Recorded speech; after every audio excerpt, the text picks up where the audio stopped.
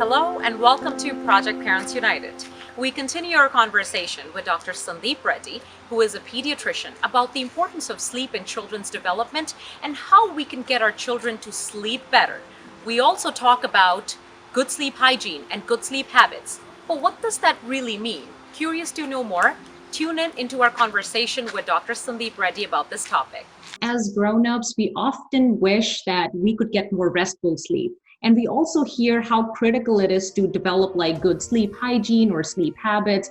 Tell us a little bit more about what are these sleep habits and how can we help incorporate these in our children's sleep routine? Yeah. So I think, everybody just does very well with structure, and which is even more so when it's like babies and toddlers.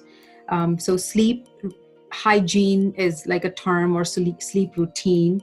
So there should be a relatively set time in the evening when, you start unwinding from the day, if there are like toys and any kind of distractions should be put away, baths, soothing music. If it's a toddler, maybe like a bedtime story or bedtime rhymes.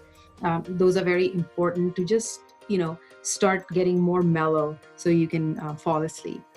I see. And just for older children, I think it's just as important to maintain this structure as they're getting older. Absolutely. I would say, older children, let's say you go into like school age and stuff, and everybody has a phone so usually I would recommend, iPads, phones, out of their bedrooms. Children should not have any television in their bedroom. So that helps, mellow everything. Maybe read a book themselves if they are able to, or parents come and read to them so that, the brain starts calming down, and all those inputs that make us like so awake, are gone. So you can get some restful sleep. I see. No, this is very important. Sleep hygiene, sleep habits are critical. We want children to be well rested, and that's the only way they'll feel more energized. But I guess the other question now is what happens when children don't get enough sleep? What does lack of sleep does to a child's development? That's a very good question. So I'll answer it like in 2 points. So one point is, not every child can be sleep trained. So there are some children who you have to know, like, let's say you tried all the sleep training methods. It's been about 2 weeks. You need to give it a break, and then maybe a week's break, and then try again. And then if it doesn't work, then you know that this is not something that's going to work for your child. Right. The other thing is, children who are not sleeping well, or sometimes, parents are co-sleeping and there's a lot of disturbance. They are not getting restful sleep. So the brain is not fully, rested and energized in the morning. So you'll have a crankier child. You'll have a child who's not, energetic and happy. So it creates, again, the parent-child dynamic also, suffers, because if a child's not sleeping well, the parent's not sleeping well, because you're tending to them. So that's why it's so important for the child to be, able to get restful sleep. Right. And it is so true. It manifests differently as we get older. If we don't get enough sleep as parents, we are just tired the whole day. But children, on the other hand, are just hyperactive and crankier, as you said. So I think it's critical that parents really pay attention to these signs early on. And if you could share some sleep safety tips for our parents, I think that'll be wonderful. Yeah, sure. So, sleep safety is so important. There's been a huge push by the American Academy of Pediatrics. It's called back to sleep. So the babies should always be on their back to sleep. They should never be on their belly, and not even on the side, because when on their side, it's very easy to kind of, roll over to the belly. Once a child is able to roll backwards and forwards freely, then you don't worry as much, because now they are capable, if they're on their belly, they can flip on their back. But for babies, it's very important, back to sleep. And also there should be no blankets or stuffed toys in the baby's crib or bassinet.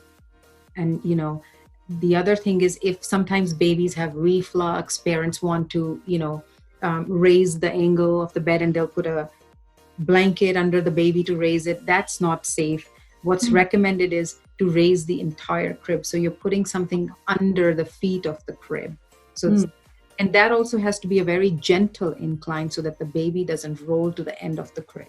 Oh. So all those things have to be watched. And, as they get older, we lower the crib, but as they become more mobile, they can try to come out of the crib. So, transitioning them to toddlers' beds with side railings, and all those are some of the safety things that the parents can think about. I see. And some tips for when parents decide to co-sleep with their baby. Any tips for them? The easiest, or I would say the safest way to co-sleep is with a co-sleeper. So it's like a crib, but the one side is open and it can come next to the bed. So the baby is still in their own area, but they're right there. It's as good as co-sleeping because they can feel the mom right there. So, that's probably the safest way to co-sleep. I see. No, I think parents need to understand what are the safety measures out there, especially when babies are really little. We really have to, and I don't think there's any parent out there, especially a new parent, who has slept restfully when their baby is. You're just constantly looking at them the whole time. But I think you shared some very, very important fundamental tips for parents. And thank you once again. I think this was an amazing conversation. Do you have anything to add? Thank you so much. Well, I would like to commend you on this wonderful initiative you've taken, to bring different people in their fields to this platform to inform parents. So that's really good. And I would love to be back with some other topics that you have and be part of this. Thank you. Your encouragement means a lot. Thank you. Thank you once again.